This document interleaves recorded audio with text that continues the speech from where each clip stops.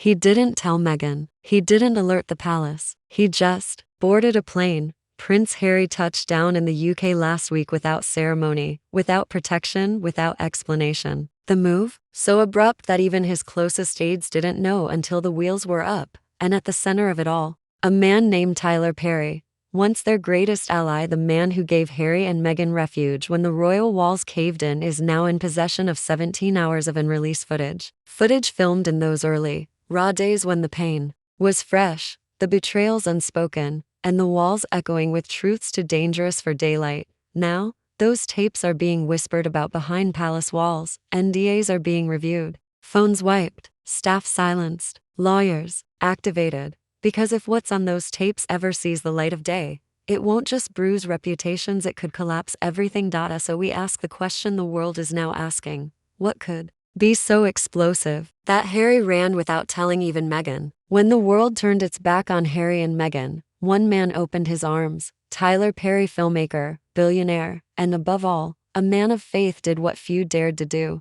He welcomed the exiled Duke and Duchess into his $18 million Beverly Hills mansion. No questions, no press, just privacy, protection, and a promise. In the wake of Megxit, as the couple faced relentless tabloid attacks and icy royal silence, Perry became more than just a benefactor, he became a lifeline. He sent his private jet, hired security, shielded them when even their own family wouldn't. Single quotes T. So close was the bond that Harry and Meghan asked him to become the godfather of their daughter, Lilibet Diana, a role of immense spiritual trust. In both royal tradition and Black American culture, he accepted, quietly, without fanfare, and for a while, the friendship held. But lately, something has shifted. Whispers of tension began to circulate when Perry filed a massive $260 million lawsuit against a major Hollywood studio alleging racial bias and betrayal. Insiders say Meghan didn't publicly support him. Others claim she privately distanced herself. Deliberately, she reportedly didn't invite him to her recent brand relaunch, didn't repost his birthday tribute, didn't even mention his name. In her latest interviews, for a man who risked everything to support them, that silence spoke volumes. And now, the silence has turned dangerous, because Tyler Perry didn't just offer a roof. He offered a camera. Sources confirm more than 17 hours of private, never-before-seen footage exists filmed inside his estate during those first few fragile months after the royal split. This isn't behind-the-scenes fluff. This isn't outtakes or bloopers. This is strategy. This is real-time reaction. This is Meghan, unfiltered. Harry, unraveling. Plans were discussed. Names were dropped. Truths were aired that don't line up with later interviews or Oprah. And that brings us to now, because last week, Harry boarded a flight to London. No public schedule, no reason given, no Meghan. Just gone. The palace wasn't informed. His security detail wasn't arranged through the usual channels, and according to insiders, he wasn't there for royal duties. He was there to beg, to stop those tapes before they burned the House of Windsor to the ground. They thought they were safe after the chaos of Megxit, the tabloids, the helicopters, the betrayal from within their own palace walls. Harry and Meghan fled into the arms of the only man who offered them something no royal ever had: unconditional shelter. Tyler Perry didn't just give them a house. He gave them sanctuary. Nestled high in the hills of Beverly Ridge, his 22-acre compound became their fortress. Guards at the gates, cameras off, phones down. On the outside, the world was frothing with speculation. On the inside, it was quiet, too quiet. That's when the camera rolled. According to multiple insiders, Perry, the filmmaker, offered to document their new chapter, privately, intimately, just for them. He said, "No release. No production deal, just footage. A memory book," he reportedly called it. And so the tapes began. Moments of vulnerability, of planning, of pain. Meghan pacing in the kitchen, tears in her eyes. Harry breaking down over a phone call from his brother. The two of them side by side, mapping out what they wanted the world to see, and what they didn't. But now, with Perry reportedly refusing to hand over or destroy the footage, questions are swirling about why he filmed it in the first place. Was it a gift, or a guarantee, friendship, or future leverage? Some sources close to the couple now feel uneasy. They describe a man who blurred the line between guardian angel and silent observer. And here's where it gets darker. People who've seen snippets or claim to say it's not just emotional footage. It's calculated. They describe scenes where Meghan rehearses statements later seen in public interviews, mock cue and accessions, coaching Harry on phrasing, scripting moments of surprise. It wasn't just healing, it was positioning. One staff member, who later broke their NDA, told a friend, they weren't just recovering, they were rebranding. And Perry, he filmed all of it, quietly, carefully, faithfully. But now, that faith may have fractured, and the sanctuary that protected them may hold the very footage that undoes them. Because while they thought they were rebuilding their lives, they were being recorded. What's on those tapes? That question is now echoing through Montecito, across Hollywood, and behind every gilded door in Buckingham Palace. Because sources close to Tyler Perry's circle and even closer to the Sussexes claim that what was captured on those 17 hours of private footage isn't just vulnerable or emotional. It's damning. And if even one clip goes public, it could shatter the very foundation Harry and Meghan have spent years building. Let's start with the contradictions. Snippets reportedly include Harry and Meghan discussing media strategies that conflict directly with their claims during the Oprah interview. Take the infamous security removed moment. On camera, Harry allegedly admits they were warned well in advance, contradicting his tearful claim that it was a last-minute betrayal. Or Meghan's insistence that she had no guidance inside the royal family. Behind Perry's gates, she reportedly jokes about studying old Princess Diana tapes and receiving help from a former aide on the inside. Worse sources describe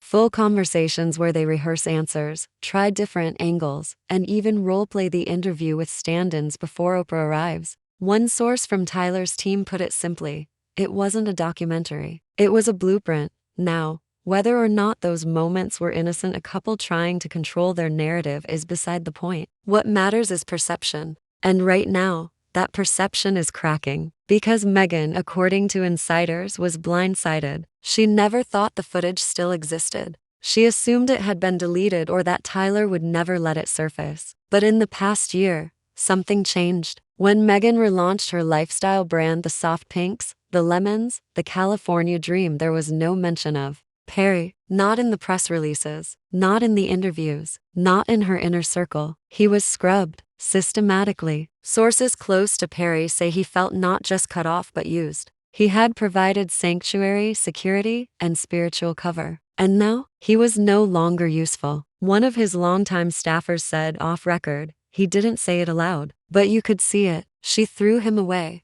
And Tyler? He didn't retaliate, at least, not publicly. But he stopped taking calls. He changed his number. He locked the footage. Back in Montecito, the panic began to spread. Several staffers were let go with ironclad NDAs. A PR meltdown reportedly unfolded behind closed doors. One aide described the mood in the Sussex camp as paranoid, phones banned, leaks feared. And then came Harry's trip. Not for duty, not for family, but to stop a crisis. Insiders claim Harry flew to London to meet with a mutual legal intermediary between Perry and royal advisors. His mission? Negotiate, contain, beg. Because as the media begins circling, as whispers turn into offers, and offers turn into exclusives, the risk is no longer just personal. It's existential. The Sussex brand isn't built on royal lineage. It's built on trust, on victimhood, on authenticity. If just one tape leaks a single frame showing coordination, contradiction,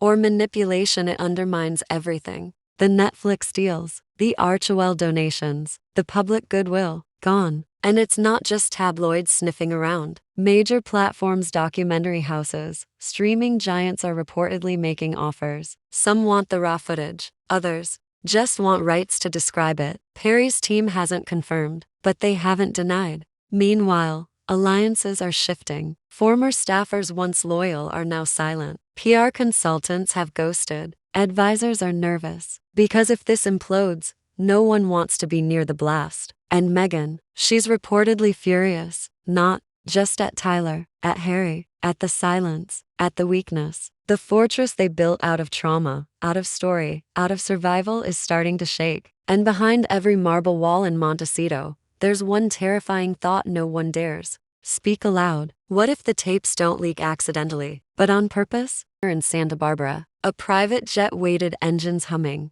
door open. Prince Harry stepped inside, his phone clutched. In one hand, a folder in the other. He didn't kiss Meghan goodbye. He didn't bring Archie or Lilibet. He didn't tell anyone, not even the palace. By the time the British tabloids caught the scent, he was already halfway over the Atlantic. Emergency mode had begun. What followed in Montecito wasn't just confusion. It was collapse. Meghan, according to multiple insiders, woke up alone in a house that suddenly felt colder than it ever had. No husband, no warning, just silence. Her fortress, once a glowing, sunlit image of California rebirth, became something darker. Staff members were told to hand in devices. NDAs were reissued with tighter clauses. Outside communication severed. One longtime employee who had served since the Toronto days was let go by lunchtime. Another gone before sundown. She was spiraling, a close friend told a reporter. Off record, under condition of anonymity. Every door was locked. Every window was closed. She didn't trust anyone.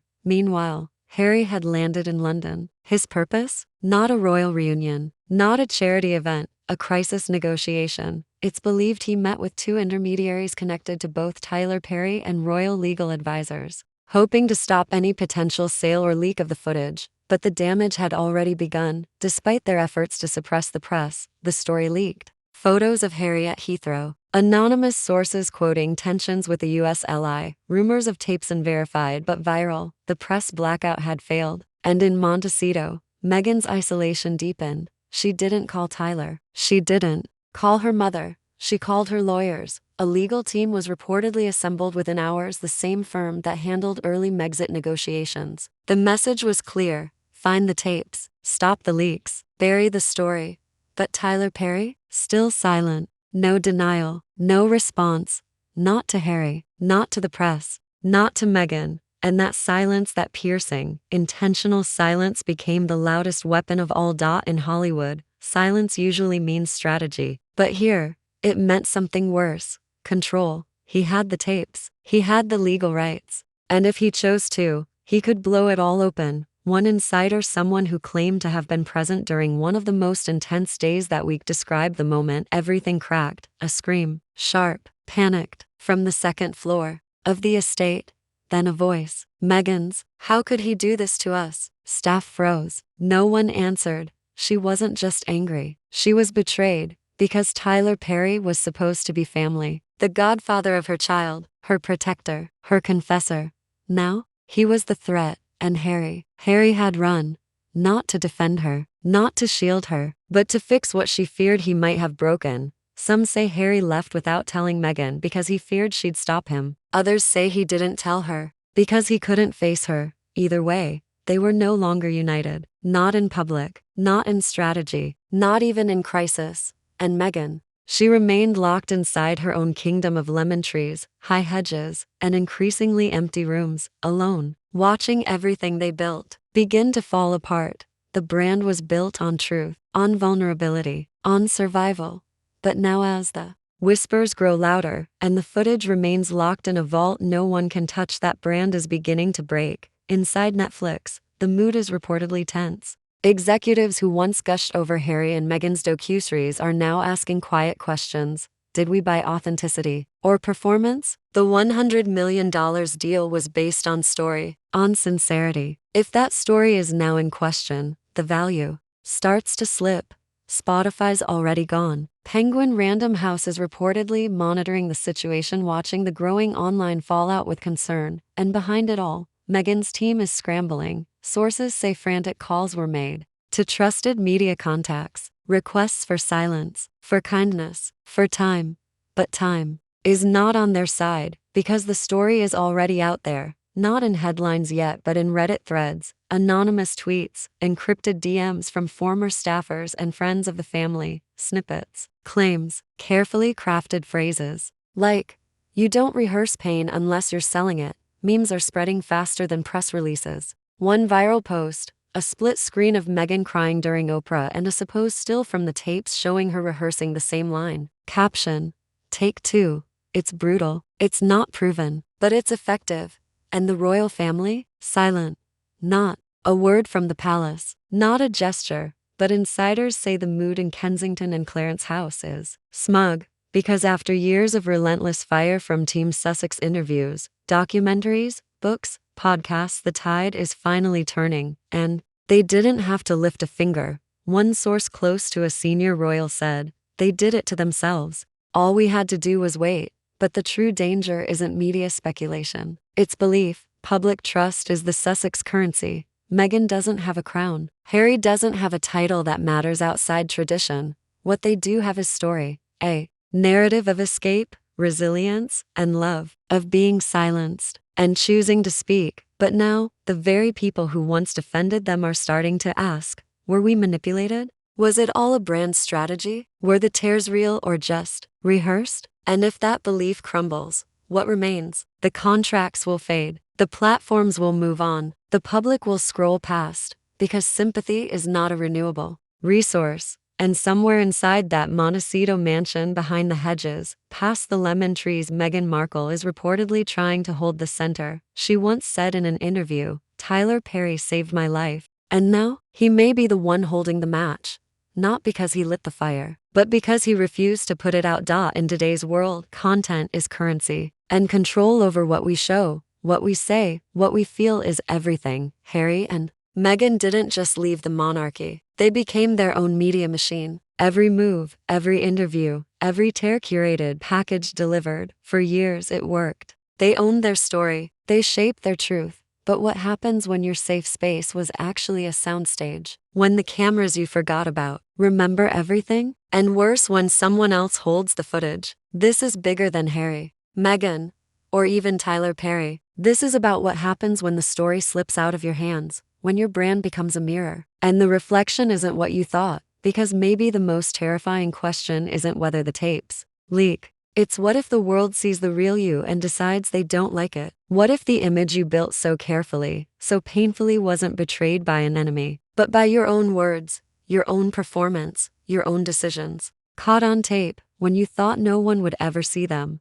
That's the power and the danger of documentation in the age of collapse. And maybe that's the real story here, not just a betrayal, but the loss of control, the fear that the truth you told may not survive daylight. So what's worse? The leak, or what it reveals? What happens when the godfather becomes the gatekeeper? When silence becomes suspicion? When protection becomes exposure? No one knows if the tapes will ever surface. Legally, Tyler Perry owns them. Emotionally, they belong to a version of Harry and Meghan that no longer exists, but the fear remains. The silence hangs, and every day that passes without a denial is louder than a headline. Final image. Harry, in a black suit, stepping into a waiting car in central London. No words, no wave, just a glance over his shoulder, eyes full of something we've never seen from him before. Not anger, not grief, but